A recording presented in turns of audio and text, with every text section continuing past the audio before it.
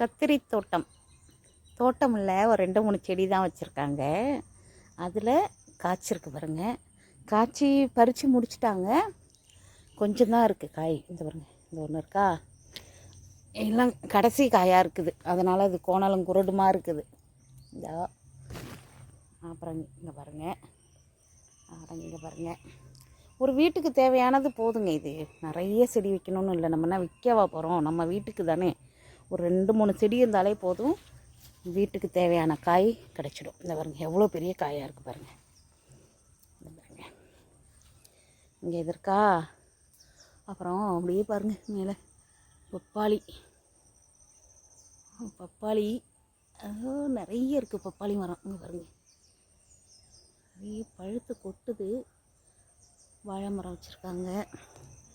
ஒரே ஒரு பரங்கி செடி போட்டு ஏறுது. அப்புறம் என்ன, இந்த மணத்தக்காளி கீரை வச்சுருக்காங்க. இடையில ஒரு பச்சை மிளகாய் செடி ஒன்று இருக்குது.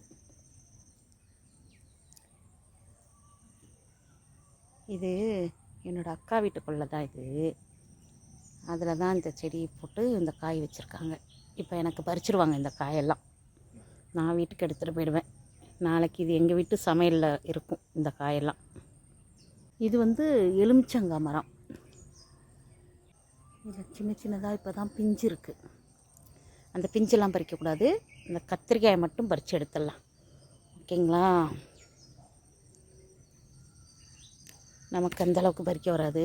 அக்கா விட்டு பறிக்க சொல்லலாம்.